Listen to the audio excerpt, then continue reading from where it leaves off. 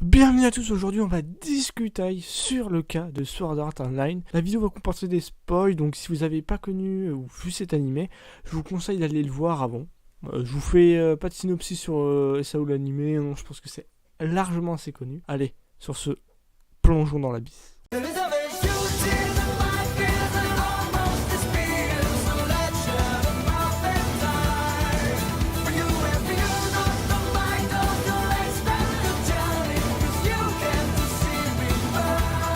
Sword Art Online est un animé isekai, histoire où le personnage se fait transporter dans un autre monde et qui possède des caractéristiques différentes de notre monde. On suit donc les aventures de Kirito depuis 2009 pour Light Novel, ou sinon pour la plupart 2012 avec l'anime. La série en a vu de toutes les couleurs avec deux arcs tellement stylés, mais on a eu aussi des faits où je m'y remets toujours pas.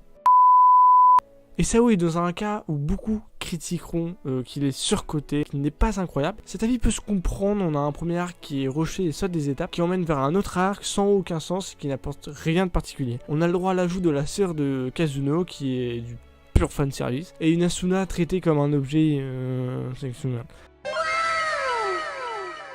Ouais, cet arc c'est bien le bordel. La saison 2, quant à elle, est plutôt réussie. Le premier arc de la saison 2 est très bien, il fait son taf comme il faut. On a le droit à un Kirito Jedi qui éclate tout le monde dans un Battle Royale. Bon, dit comme ça sonne un peu bizarre, mais promis, l'arc il est stylé. Même le méchant il est intimidant. Et SAO commence à avoir quelques années, il reste l'un des piliers du genre, mais il n'est plus le seul.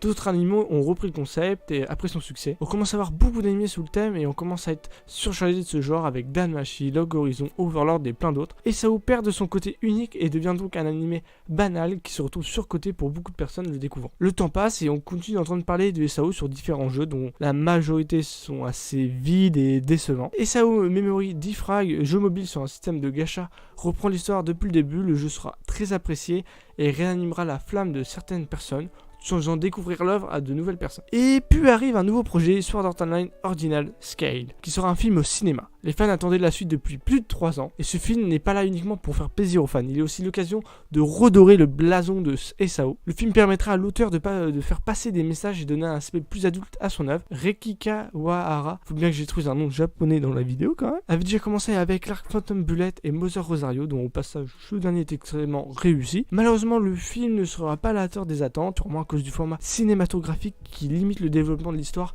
pour pouvoir mettre de l'action. Sort le 6 octobre la saison 3, SAO Alicization, qui sera la saison la plus réussie. L'auteur va complètement changer la recette. On reprend les bons points des arcs précédents et on ajoute de nouvelles choses.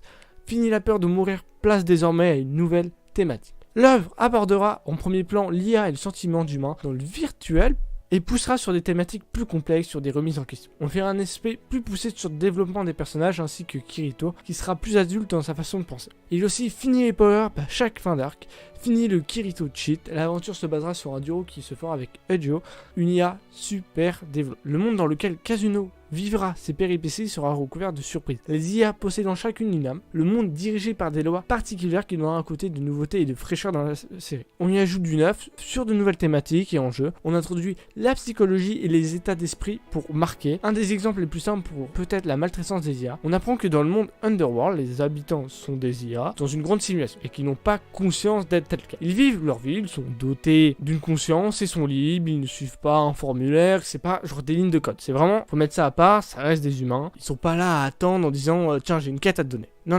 Là il est vraiment question de personnes très différentes avec vraiment leur esprit qui vivent leur vie tranquillement, qu'ils soient boulangers, aventuriers, marchands. Ils sont tous uniques. Ils ont tous un état d'esprit différent. Ils sont influençables. Ils ont des rêves. Tout simplement c'est des humains. Ils vivent juste dans un autre monde. Si ils ont conscience de la mort, s'ils connaissent les émotions, la douleur, est-il normal de pouvoir s'en débarrasser? Est-il normal de faire grandir tout un village pendant des années pour ensuite le faire raser par un terrible dragon juste pour faire avancer une intrigue et faire passer une quête dans une histoire, dans un monde MMORPG? Voilà juste une question parmi tant d'autres. Il y en a des beaucoup plus dramatiques.